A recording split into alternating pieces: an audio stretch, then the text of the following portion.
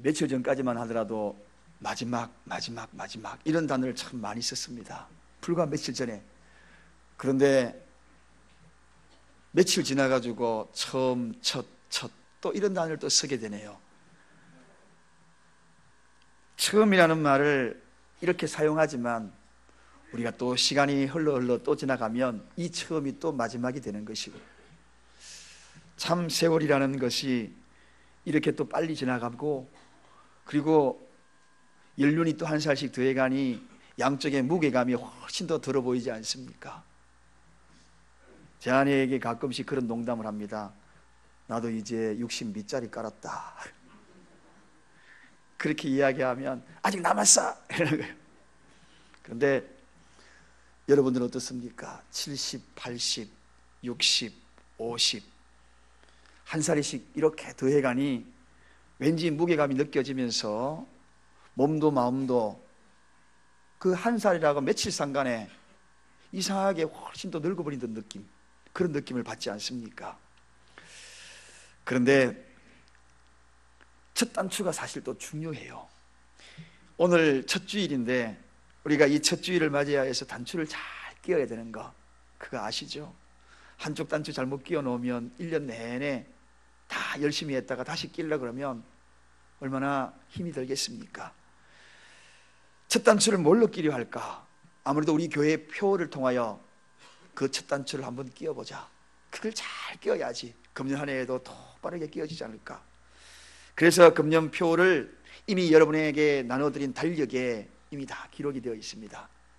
한 번쯤은 관심을 가지고 보셨었던 분들은 아마도 발견하였을 것인데, 이럴 때 또 주워 막 보시는 분이 계시네요.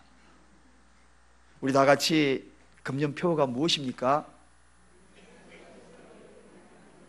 다 같이 다시 한번 해보겠습니다. 온순한 혀로 예쁜 말하는 교회. 온순한 혀로 예쁜 말하는 교회. 여러분, 여기에 온순이라는 이 단어는 오늘 본문에 유순이라는 단어가 나오고 그 뒤에 올량이라는 단어가 나옵니다. 제가 고민을 해봤어요. 유순한 혀로 예쁜 말하는 교회, 올량한 혀로 예쁜 말하는 교회, 그러다가 두 단어를 합하면 되겠다. 그래서 앞에 있는 순자 그리고 뒤에 있는 온자 두 단어를 따가지고 올량함, 온순함, 이 유순함, 이 두 단어를 합해가지고 보니 온순한 혀로 예쁜 말하는 교회. 훨씬 더 정감이 가고 그리고 훨씬 더 마음에 와닿는 것 같았어요. 온순한 혀로 예쁜 말하는 교회. 그렇습니다. 유순하고 올량한 말, 그런 말로 이제 예쁜 말하는 그런 교회가 되었으면 좋겠다. 저는 그동안에 우리 교회에서 가끔 이런 인사를 했잖아요. 말만 예쁘게 해도 우리 가정 행복하다. 말만 예쁘게 해도 우리 교회에 부흥한다. 그런 말들로 종종 인사를 해왔습니다. 그런데 아무리 그런 말을 인사한다 할지라도 근본이 안 바뀌면 여전히 우리는 온순한 혀가 아니라, 예쁜 말이 아니라 투박하고 또 그 말투가 바뀌지 않는 그런 모습을 보게 되더라는 것입니다. 그래서 오래전부터 이 달력에다가 넣고 기도를 많이 해왔습니다. 사실은 우리 교회가 근본적으로 정말 행복한 교회가 되고 행복한 가정, 행복한 인생이 되기 위해서는 바로 이 말이 바뀌어야 되는구나. 그것을 정답을 찾았습니다. 그래서 금년에는 아예 표를 걸고 하자. 몇 달 전부터 기도하면서 이미 달력에도 기록해 놓고 근본을 한번 바꿔보자. 저도 바뀌고 여러분도 바뀌고, 이 말이 바뀌면 인생이 바뀌고 삶이 바뀔 뿐만 아니라 교회의 신앙생활도 바뀌고 가정의 행복의 지수도 바뀌고, 그래서 금년에는 우리가 정말 이 표대로 그렇게 한번 실천해 보자는 것입니다. 한마디로 우리는 반드시 우리가 금년에 이걸 이루십시다. 반드시 말을 한번 바꾸어 보십시다. 이 말이 바뀌려면 정권이 바뀌어야 돼요. 그러니까 갑자기 정치적인 이야기 하십니까? 그런 생각을 갖고 계신 분들이 아마 오해할 분이 계셔서 그런 뜻이 아닙니다. 정권, 어디 정권? 그동안에 이 입술의 주인이 저였거든요. 여러분이었거든요. 그러다 보니 제가 정권을 쥐고 있었어요. 그러니 내가 하고 싶은 이야기를 다 한 겁니다. 그런데 이 정권이 바뀌어야 돼. 주님이 이 정권을 지배하셔야 돼요. 그래야지 이 입술이 바뀐다. 그래서 입술의 정권이 바뀌려 그러면 혁명이 일어나야 됩니다. 오늘 말씀으로 혁명이 일어나기를 원합니다. 그래서 말씀으로 혁명이 일어나서 정령 우리의 입술이 바뀌어서 입술의 통치권이 하나님께로 전환될 때에 그때 비로소 온순한 혀로 예쁜 말 할 수 있더라. 그런데 사실은 알고 보면 이미 우리는 정권이 바뀐 거예요. 이미 우리는 내 자신의 삶의 영역의 주인이 주님이라고 이미 고백을 했습니다. 그분이 우리 만왕의 왕이라고 고백을 했습니다. 기쁘다 구주 오셨네 찬양하면서 우리는 왕이 오셨다라고 그렇게 노래까지 했습니다. 정권이 바뀌었습니다. 그럼에도 불구하고 아직 우리가 내 자신이 나를 지배하고 있는 이 이유가 무엇인가 하는 것입니다. 고린도후서 5장 17절에 그런즉 누구든지 그리스도 안에 있으면 새로운 피조물이야. 바뀌었어요. 새로운 피조물이야. 이전 것은 지나갔다. 옛날에 사용하던 그런 언어들은 다 지나갔다. 보라 새 것이 되었더라. 여러분 이제는 우리가 새로 말해야 됩니다. 정권 바뀐 통치 영역에 있는 하나님의 백성으로 새로운 언어를 사용해야 한다는 것입니다. 이것이 새해 벽두에 하나님이 우리에게 허락하여 주시는 첫 단추입니다. 이 단추를 잘못 끼워 놓으면 우리의 모든 삶의 영역에 있어서 어떻게 어떤 모습으로 변하는지 이제 우리가 그 뒤에 말씀들을 묵상해 보면 야 정말 중요하구나. 이 첫 단추 이 말이 중요하구나. 그런 것을 다시 깨닫게 될 것입니다. 여러분 다시 한번 질문합니다. 예수 믿기 전과 예수 믿고 난 다음에 여러분이 말이 바뀌었습니까? 왜 대답이 없으신가요? 바뀌었으신 분들 오른손 한번 들지 마셔요. 그때나 지금이나 똑같습니까? 오늘 본문 4절에는 놀라운 메시지가 소개되고 있습니다. 올량한 혀는 곧 생명나무라. 분명히 예수 안에 쓰는 새로운 피조물이 되었으면 올량한 혀가 되어야 된다. 온순한 혀가 되어야 된다. 그리고 난 다음에 그 혀가 곧 생명나무의 증거가 될 것이라는 것입니다. 우리의 말이 온순한 말이 우리가 말하고 있는 이 말이 주님의 통치의 영역에 사용되고 있는 이 말이 생명나무의 증거라는 것입니다. 얼마나 무서운 말입니까 여러분. 내가 사용하는 말이 어떤 말인지 그 말 그 자체가 생명나무의 증거라고 성경에서 그렇게 이야기하는데 우리는 옛 말을 사용하고 있다면 죽은 나무가 행여나니까요. 사랑하는 여러분, 그만큼 이 말은 소중하다는 이야기입니다. 이 말 속에 생명이 있다는 것입니다. 이 말은 곧 생명을 살리는 힘이 있다는 것입니다. 우리의 이 말은 살리는 말입니다. 죽이는 말이 되어서는 아니 되는 것이죠. 오늘 본문에 뭐라고 얘기했습니까? 여호와의 눈은 이것을 감찰한다. 그렇게 소개하고 있습니다. 어떤 말을 사용하는지, 살리는 말인지 죽이는 말인지, 올량한 혀로 예쁜 말하는 것인지 아닌지를 감찰한다. 감찰반에서 요즘 한참 또 검찰에서 감찰하듯 파란 박스 들고 들어가는 겁니다. 그래서 막 담아요. 담아가지고 상세하게 다 뒤지겠다. 이게 감찰입니다. 선한 말로 살리는 말을 했는 것인지 악한 말로 죽이는 말을 했는 것인지 이 모든 것이 생명나무가 된다. 우리가 했던 말이 생명나무의 주렁주렁 생명나무의 열매가 되어야 될 텐데 죽이는 열매가 되지는 않았는가? 사랑하는 여러분, 우리는 피조물입니다. 그분이 새로운 피조물로 만들어 주셨어요. 저도 여러분도 새로운 피조물이셨어요. 어떻게 하실래요? 저도 여러분도 우리 어떻게 하면 좋습니까? 우리 말이 생명나무라는데 지금 그동안에 사용한 말들 한번 돌아보실까요? 그게 무엇이 달려 있는지. 죽음의 열매 달려있지는 않습니까? 내 인생의 주인이 통치자가 주님이라고 이야기했다면 이제는 2020년도에 이 첫 단추 잘못 끼면 모든 2020년도 살아와서 마지막에 그 열매를 보면 죽은 열매만 가득할 거예요. 그래서 우리는 이 온순한 혀를 만들기 위해서 뼈를 깎는 고통이 있더라도 그걸 위하여서 애를 써야 할 것이고 그리고 예쁜 말 하려고 몸부림을 쳐야 된다는 것입니다. 말을 바꿔야 생명나무입니다. 생명열매입니다. 그래서 저는 오늘 이 말씀을 통하여 입술을 대수술을 다 해야 되겠다. 저부터 입술을 수술을, 말씀의 검으로 수술을 다 제단의 숯불로 찢어버리고 입술에 대혁명을 이루어야 되겠다. 통치권을 다시 한번 재확인해야 되겠다. 도망자의 신세로 이웃나라에 생활하지 않은 것이 아니라 주님의 영역에 완전히 들어와서 우리의 입술에 그 모든 것들을 주님 영역에서 우리의 입술을 다스려 나갈 수 있도록 해야 되겠다. 이게 우리가 살 길이라는 것입니다. 우리 모두, 우리 교회가 살 길이, 우리 가정이 살 길이에요. 왜냐하면 그 이유를 지금부터 설명합니다. 왜냐하면 말에는 능력과 권세가 있기 때문에 그렇습니다. 다 같이 한번 따라합시다. 말에는 능력과 권세가 있다. 잠언 18장 21절에 보면 죽고 사는 것이 혀의 힘에 달려있나니 혀를 쓰기 좋아하는 자는 혀의 열매를 먹으리라. 죽고 사는 문제가 먹는 음식에 달려있는 것이 아니고 말에 달려있다. 얼마나 능력이 있습니까? 돈에 있는 것이 아니고 말에 있다. 권세에 있는 것이 아니고 말에 있다. 오늘날 우리가 먹고 사는 문제가 가장 심각한 것이라고 열심히 일하고 땀을 흘리고 있습니다. 그런데 알고 보니 그것보다도 더 중요한 것이 죽고 사는 문제가 있더라. 그게 바로 말이라는 것입니다.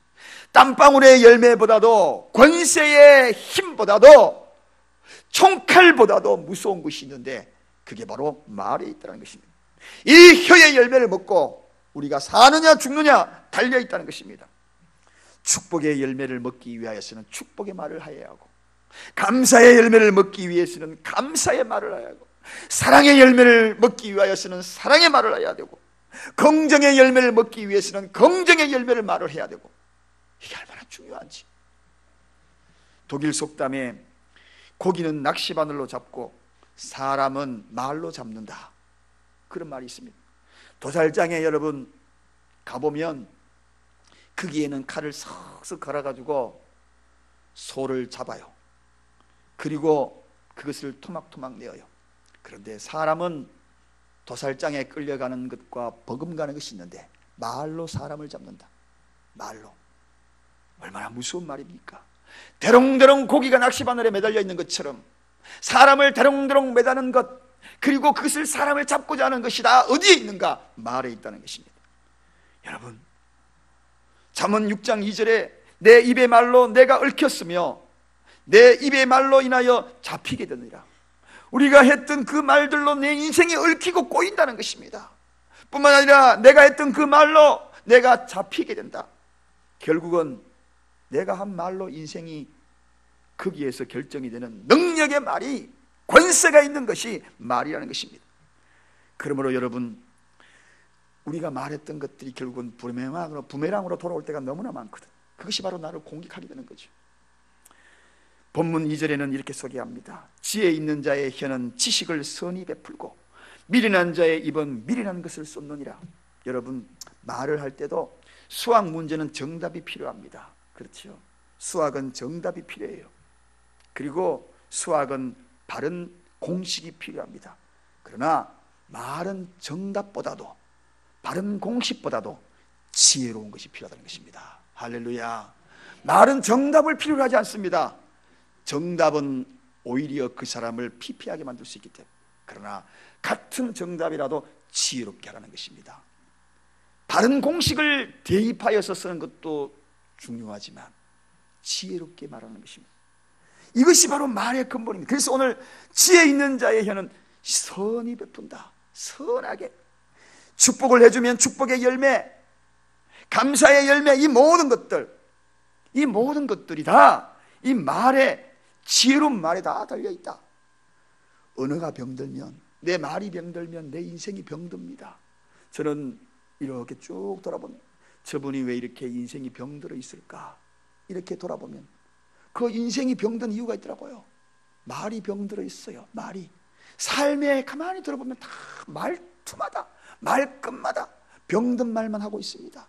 죽어야 되겠다, 이러다가 망한다, 저래야 되겠다, 나는 할 수 없어, 늘 이런 말이에요. 그러니까 그 인생이 병들어 있는 겁니다. 여러분, 하나님께서 우리 인간에게 놀라운 권세와 능력이 말해 주셨는데 그 말의 권세에 늘 눌려서 인생이 병들어 가고 있습니다.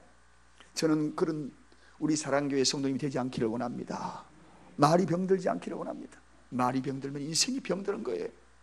하나님께서 우리 인간에게 얼마나 말의 권세를 주셨습니까? 인간을 통하여 정복하고 다스리라 그랬거든요. 정복하고 다스리라. 그리고 난 다음에 하나님은 보여주셨어요. 그가 말이 얼마나 중요한지 보여주셨어요. 빛이 있으라. 빛이 있는 것을 보여주신 겁니다.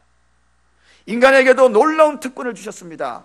정복하고 난 다음에 하나님이 사자 이름을 붙여주지 않았습니다. 이 사랑교회 하나님이 지어주지 않았습니다. 누가 지었습니까? 사람이 사랑교회라고 이름하는 그 즉시 사랑교회가 된 것이고, 내 자식을 내가 놓고 그 이름을 내가 지은 겁니다. 이름을 지어가지고 부르는 그 순간 그 이름이 된 거예요. 사자 그러면 사자가 된 것이고, 호랑이 그러면 호랑이 것이고, 병규 그러면 병규가 된 것이고, 얼마나 말에 권세가 있습니까? 그대로 되어버렸잖아요. 그대로 되어버렸잖아요. 이게 말의 능력이고 권세입니다. 하나님이 그 권세를 우리에게 위임해 주셨다는 것입니다. 그런데 하나님이 그래서 심판 중에 가장 큰 심판이 뭡니까? 말을 통하지 않게 함이 가장 큰 심판이에요. 가장 저주가 무엇입니까? 말 안 통하는 게 가장 저주입니다. 그래서 바벨탑 사건, 창세기 11장의 바벨탑 사건은 우리는 기억을 합니다. 거기에 바벨탑을 쌓아나갈 때에, 하나님과 같이 높아지려고 할 때에 하나님이 벌한 것이 무엇입니까? 말을 다르게 해버린 겁니다. 언어가 통하지 않게 2층 3층에 탑을 쌓아 올리는데 밑에 있는 말을, 다른 말을 사용하니 위에서 또다시 무슨 말이지? 말을 다 틀리게 해버린 겁니다. 혼란이 가져온 겁니다. 그래서 말들끼리 맞는 사람끼리 흩어지기 시작한 것이 오늘날 민족이 된 것이거든요. 열방이 되고 나라가 된 것이거든요. 그렇습니다. 이런 말이 안 통하면 흩어지는 겁니다. 말이 통하지 아니하고 이렇게 말이 통용이 제대로 안 되면 갈라서는 것이죠. 이게 중요한 것입니다. 그래서 하나님의 가장 큰 저주는 말을 다르게 해버린 겁니다. 여러분 가정에도 그렇지 않습니까? 아유, 제 양반하고 살아도 40년 50년이도 말이 안 통해 가슴을 치면서 답답해하는 분들은 없으신가요? 10년 20년을 살아도 지지는 통할 만한데 말이 안 통해. 우리 부모는 어떻게 그렇게 말이 안 통해? 저놈의 자식은 이렇게 말이 안 통해. 그러니까 어떻게 갈라서지요? 어떻게 갈랐습니까? 남편은 남편대로 따로 놀고, 아내는 아내 따로 놀고, 부모는 부모대로, 자식은 자식대로 대화 없고 싸늘한 가정이 되어버리지 않습니까? 갈라쓰는 것이 바로 이 말 때문입니다. 여러분, 에덴 동산에서 여러분 선악과를 따먹었던 아담과 하와가 에덴 동산에 궁극적으로 쫓겨난 것은 불순종의 죄가 선악과를 따먹은 것도 있지만, 하나님은 이 말로 통하여 기회를 주셨어요. 아담아, 내가 어디에 있느냐? 예 하고 아담이 숲을 속에 숨어서 이야기합니다. 네가 왜 내가 따먹지 말라는 선악과를 따먹었느냐? 그렇게 이야기하니까 아담이 뭐라고 합니까? 말합니다. 그 이야기는 하나님 잘못됐습니다. 제가 그저 하나님의 뜻을 기억하여 따먹었습니다. 용서해 주세요. 그랬으면 에덴에서 쫓겨나지 않았을 것입니다. 하나님은 사랑의 하나님이에요. 그런데 뭐라고 합니까? 하나님이 나에게 사랑하라고 맺어준 저 아내 하와가 나를 꼬드겨 가지고 먹었습니다. 말. 하와에게 이야기합니다. 너는 어떻게 했느냐? 하나님이 창조하신 저 뱀이 나를 꼬드겼습니다. 전부 이렇게 말. 그러므로 에덴에서 쫓겨난 거예요. 그러므로 누리지 못하는 인간의 그때부터 불행하게 된 겁니다. 말의 권세가 바로 거기에 있는 것입니다. 그래서 우리는 지혜롭게 말을 해야 하는 것입니다. 말은 능력이 있는 거예요. 또 하나, 말은 내 인생을 지배합니다. 말은 인생의 방향을 결정하는 중요한 키입니다. 그래서 성경에는 이 말을 배의 키다, 배의 키다. 오늘도 이 말한 것들 잡고 지금 내 인생을 움직이는 배의 키이기 때문에 배 핸들이라는 이야기입니다. 말한 대로 지금 내가 가는 겁니다. 이 말하면 일로 가는 거고 저 말하면 절로 가는 것이고, 그리고 성경에 또 하나의 비유합니다. 말, 곧 혀는 불이다. 작은 씨앗이다. 이 불이 온 산을 태우는 거 봐라. 여러분의 인생이 지금까지 살아왔는데 쌓아놓은 것들이 다 불타버리지 않았습니까? 그렇게 애지중지 쌓아왔던 것들 어느 날 와르르 무너지는 그 이유는 왜 그렇습니까? 말이 불태운 거예요. 말이 불태운 거예요. 여러분의 인생을 지금 그렇게 백키를 잡고 말이 여러분을 이끌어온 거예요. 그 말대로 살아온 것이 여러분의 인생입니다. 그래서 내 자신을 망칠 수도 있고 내 자신을 흥할 수도 있고, 가정이나 교회나 이 나라나 모든 것을 파괴하는 것, 세울 수도 있고 죽일 수도 있고 전쟁을 일으킬 수도 있고, 전부가 다 여기서 출발하는 것입니다. 말로 시인하면 구원을 얻으리라. 성경에는 그렇게 소개합니다. 예수를 똑같은 말이지만 베드로는 부인하고 저주한 겁니다. 구원을 얻는 방면에 저주할 수도 있는 것이 바로 이 말이라는 것입니다. 그러므로 사랑하는 여러분, 성경에는 마태복음 12장에 이 말에 대해서 더 중요하게 강조합니다. 내가 너희에게 이르노니 사람이 무슨 말을 하든지 심판날에 이에 대하여 신문을 받으리니 내 말을 의롭다함을 받고 내 말로 정죄함을 받으리라. 하나님 나라에 가면 반드시 심판한 것이 있는데 의로운 말을 했느냐, 그리고 그렇지 못했느냐, 반드시 심판하겠다. 이 말에 대해서 달렸던 말. 그래서 우리는 이 말이 우리의 인생을 결정하기에 참 말 조심해야 합니다. 어느 날 예수님이 많은 병자를 고치고 있는 그때에 귀신 들린 아이를 데리고 온 아버지가 있었습니다. 아버지가 와서 예수님께 고쳐달라고 이야기하면서 이런 말을 합니다. 예수님, 할 수만 있거든 이 아이 좀 고쳐주세요. 그럴 때 예수님이 버럭 화를 냅니다. 할 수만 있어. 그러면서 할 수만 있거든이 무슨 말이냐, 이런 말이 무슨 말이냐, 믿는 자에게는 능치 못할 일이 없느니라. 할 수만 있다니, 내가 할 수만 있다니. 가정법을 쓴 겁니다. 가정법. 오늘 이런 가정법의 인생에 살아가는 사람이 너무나 많습니다. 그 말대로 되는 거예요. 그래서 주님이 뭐라고 합니까? 믿음대로 될지어다. 부정적인 말을 하는 것은 부정적인 인생이요, 긍정적인 하는 말은 긍정적인 인생이요, 가정법의 인생을 살아가는 사람은 가정법의 인생을 살아가는, 막연한 안개 잡고 신기루처럼 걸어가는 그런 인생이 되더라는 것입니다. 사랑하는 여러분, 민수기 14장 28절에는 또한 이런 말씀을 소개합니다. 그들에게 이르기를 여호와의 말씀에 내 삶을 두고 맹세하노라. 하나님이 맹세한다는 것입니다. 하나님이 맹세한 사실이 있습니다. 그 말이 무슨 말이냐, 너희 말이 내 귀에 들린 대로 내가 너희에게 행하리라.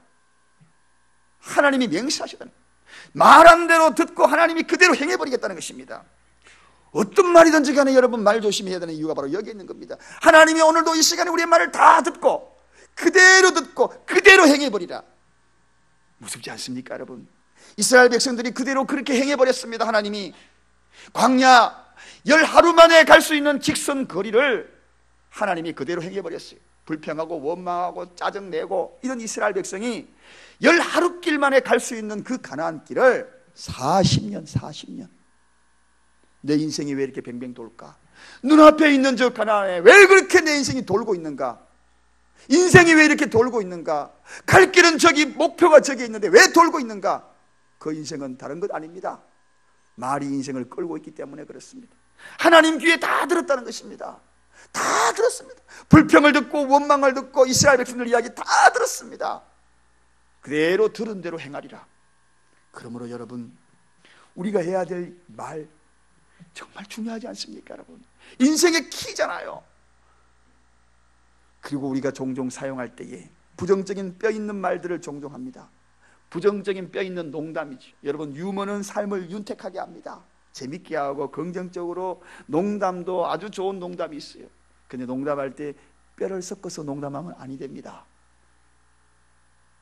사람을 썰 떠보기 위해서 뼈 싹 섞어가지고 농담해버리면 농담이 아니에요. 그건 상처 주는 것입니다.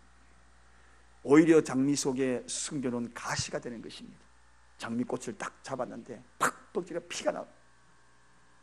유머도 덕을 세우는 유머를 해야 하는 것입니다. 성경에 그게 나와 있습니다. 에베소서 4장 29절에 무릇 더러운 말은 너희 입 밖에도 내지 말고 오직 덕을 세우는 데 소용되는 선한 말을 하여 듣는 자들에게 은혜를 끼치게 하라. 듣는 자에게 은혜를 끼치는 말. 여러분, 이 말을 메시지 성경에는 이렇게 풀어합니다. 생명을 받아들이고 좋은 날 보기를 바라는 이들이여, 그대가 할 일은 이것이니 곧 악담과 험담을 삼가하고. 여러분, 좋은 날 보기를 원하십니까? 생명을 받아들이기를 원하십니까? 그렇다면 그대가 할 일이 있다는 겁니다. 악담과 험담을 삼가하라. 무릇 더러운 말을 삼가하라. 덕을 세우는 말을 해라. 이런 자들에게 반드시 좋은 날 보게 할 것이라는 것입니다. 다 같이 믿으시면 아멘 하십시다. 내 인생에도 주님 좋은 날 보기를 원합니다. 그러면 덕을 세우는 말을 계속 하십시오. 덕을 세우는 말 계속. 그 사람에게 덕을 세우는 말. 335 모여서 험담하는 자리, 그리고 악담하는 자리 있으면 그 자리를 조용히 떠나세요. 그게 내가 살 길입니다. 그렇지 아니하면 좋은 날 못 봅니다. 똑같은 사람 되는 거예요. 떠나십시오. 그 자리, 행여나 여러분을 손가락질 한다 하더라도 그 자리가 살 길이에요. 살 길을 선택하세요. 좋은 날 보기를 원하시면 평생 좋은 날 보기를 원하신다. 힘들어도 삼가하여서 노력을 해야 하는 것입니다. 자, 이렇게 제가 혀에 대한 것이 능력 있고 권세가 있고, 뿐만 아니라 이 혀를 말하는 이 말은 내 인생의 모든 삶의 좌표를 찍는 중요한 문제다. 그렇다면 우리가 이제 정말 구체적으로 적용해야 될 것이 있습니다. 어떻게 적용할까요? 온순하고 예쁜 말을 사용하기 위한 적용의 방법입니다. 심리학자들이 연구를 해보니까 인간의 가장 큰 고통이 뭐냐? 돈 때문에 고통이 아니더라. 가장 큰 고통은 관계성의 고통이더라고 정의를 합니다. 이 관계 때문에 고통받는. 그런데 이 관계를 좌지우지하는 것이 가장 무엇인가, 중요한 요소가 무엇인가 들여다보니 그 요소가 바로 말이라는 것입니다. 그런데 어떤 분은 이렇게 이야기합니다. 나는 선천적으로 자라온 환경이 달라가지고 선천적으로 과격하고 그런 경우 있습니다. 그런데 그런 경우 뼈를 깎는 아픔이 있어도 고쳐야 합니다. 고치는 것이 중요합니다. 왜? 그리스도 안에 있으면 새로운 피조물이기 때문에 안 되는 것이 아니라 고치면 되는 것이에요. 그렇습니다, 여러분. 그럼 우리가 고칠 때 어떻게 해야 하는가? 어떻게 고치는가? 이제 제가 고치는 방법 3가지를 함께 할 텐데, 이 3가지를 짧게 이야기하면 이제 모든 목장 모임에 처음 시작하기 전에 반드시 그렇게 외치고 해야 합니다. 마지막 마무리 끝나고 난 다음에 외치고 해야 합니다. 이제 그동안에 나가자 전하자 이 모든 걸 잠시 내려놓고 금년 한 해에는 완전히 혁명이 일어나야 돼. 구호가 외쳐져야 돼. 삶의 구호가 돼. 내 인생의 구호가. 왜냐하면 키니까 나를 살리 죽고 사는 문제가 여기에 있는데, 오늘부터 목장 모임, 그리고 전도 모임, 부서 모임, 사역자 모임, 기도할 때, 공통 기도할 때 빠지지 말고 꼭 넣으십시오. 첫째, 다 같이 따라합시다. 음성은 부드럽게. 옆 사람에게 보면서 음성은 부드럽게. 부드러운 음성입니까? 물론 타고난 사람들은 이렇게 이야기합니다. 내 음성은 목소리가 원래 퉁명스럽다고, 타고났다고, 타고났기 때문에 이해해달라고. 정말 나쁜 사람입니다, 그런 말을 하는 사람. 아니, 다른 사람은 상처 입는데 그거 이해해달라니, 그 말이 된 거예요. 자기 한 사람만 고치면 다른 사람이 다 편한데 자기는 안 고치고 다른 사람 보고 이해해달래요. 한 사람만 고치면 그 목장 평안한데, 교회 평안한데, 아니 그럼 우리가 고치면 되는 것이지, 다른 사람 보고 이해해달라. 천성이 그러니 이해해달라고. 안 됩니다, 여러분. 그건요 너무 이기적인 거예요. 노력을 하고 연습을 하여서 바꾸어야지. 최대한 상대방이 들을 때에 부드럽구나, 부드럽구나, 그런 느낌을 받아야 돼요. 옆 사람에게 최대한 부드러운 음성으로, 제가 음성은 하면 여러분 부드럽게 한번 해봅니다. 음성은, 목장에서 어떻게 하는지 아시겠죠? 목자나 리더가 음성은 하면 부드럽게. 이 첫 번째예요. 음성이 부드러워야 돼. 바꿉시다. 특히 지역적인 특색 있는 억양이 있는 분들 계시거든요. 경상도 발음도 특이하네. 어디 모이면 싸우는 것 같아. 근데 바꾸면 돼. 바꾸면 톤을 좀 낮추고 부드럽게 하면 돼요. 저도 같은 경상도 아닙니까? 제 그렇게 뭐 딱딱하지 않잖아요. 부드러운 남자 아닙니까? 부드럽게 하면 돼. 부드럽게 하면 되지. 막 싸우듯이. 지역색이 강한 저 평양도도 바꾸면 돼. 함경도도 바꾸면 돼. 두 번째입니다, 여러분. 표정은 밝게. 표정은 밝게. 첫 번째 음성은, 두 번째 표정은. 음성은 부드러운데요, 인상을 빡 써가지고 그렇게 하면 여러분 어떻게 되겠어요? 표정은 이렇게 밝게 해야지. 어떤 분은 가만히 있어도 화난 얼굴이 있습니다. 분명히 화 안 냈대. 그런데 눈이 쭉 찢어지고 생김새가 산적같이 생긴 그런 모습. 과거에 황수관 박사님이 그런 이야기 했잖아요. 돌아가셨지만 자기 스스로 산적같이 생겼다고. 그래서 그 얼굴을 바꾸기 위해서 거울 보고 얼마나 연습했다 그럽니까? 연습하니까 그분 보고 산적같이 생겼다는 사람은 나중에는 아무도 없어. 분명히 산적같이 생겼는데 표정을 바꾸니까, 밝게 하니까, 아니 세상에 다 참 얼굴 인자하게 생겼다, 그렇게 이야기하잖아요. 바뀔 수 있다는 것입니다. 그래서 그분의 모습을 과거에 연상을 해보니까 찡그리면서 이런 모습 별로 못 본 것 같아요. 다 이렇게 밝게 웃는 모습, 말할 때 밝은 모습, 이거 중요하지 않습니까? 다시 또 여러분에게 이제 제가 선창합니다. 표정은, 음성은, 제가 옆으로 이제 가끔씩 만나면 목장에서도 툭 치면서 표정은 하면, 한 사람이 표정을 하면 어떻게 한다고요? 한 사람이 음성을 하면 어떻게 한다고요? 이게 인사 구호예요. 앞으로 만나면 그렇게 인사해야 돼요. 마지막에 표현은 온유하게. 다 같이 합시다. 표현은 온유하게. 여러분, 음성도 부드럽고 표정도 밝은데 표현 자체가 딱딱하게 해버리면 거기 다가올 때 느낌에 거부감을 일으킵니다. 그래서 같은 내용이라도 여기 온유하게 하라는 겁니다. 같은 내용이라도 온유하게. 올량한 대답은 분노를 시기게 하여도 과격한 말은 노를 격동한다. 오늘 본문 1절에 나와 있잖아요. 1절에 표현을 온유하게 표현합니다. 대답도 온유하게 나옵니다. 이렇게 나옵니다. 선천적으로 여러 가지 환경이 다르더라도 우리가 노력하면 바꿀 수 있어요. 이제 오늘부터 우리 교회는 확 달라질 겁니다. 완전히 입술의 혁명, 대혁명, 그 혁명, 그래야 제일랜드 비전을 이룹니다. 그래야 여러분의 가정도 행복하고 우리 교회 말만 그렇게 하는 것이 아니라 말이 바뀌어야지 행복한 거예요. 옆 사람을 보면서 집사님이든 뭐 권사님이든 제 어떻습니까 하고 인사할 때에 음성을 부드럽게 해서 표정까지 그리고 표현까지 하면서 제 모습이 어떻습니까 하고 옆 사람에게 한번 인사하겠습니다. 자, 시작. 말이 부드럽게 들리나요? 표정이 밝은가요? 아니면은 표현이 온유한가요? 표현이 온유하요. 여러분, 생각만 해도 저는 가슴이 뛰어요. 이렇게 된다면 우리 교회가 얼마나 행복할까? 앞으로 목장 모임에 있어서 반드시 그렇게 하십시다. 기도에도 반드시. 이거 다음 주까지 못 외우면 안 돼요. 수시로 툭 치면 표정은이라면 바로 탁 튀어나와야 되고 말은 탁 튀어나가야 되고 반드시 이렇게 튀어나올 수 있다. 오늘 이 말씀을 가지고 한 해 동안 첫째 단추를 끼고 나가십시다. 할렐루야. 기도합니다. 하나님 아버지 감사합니다.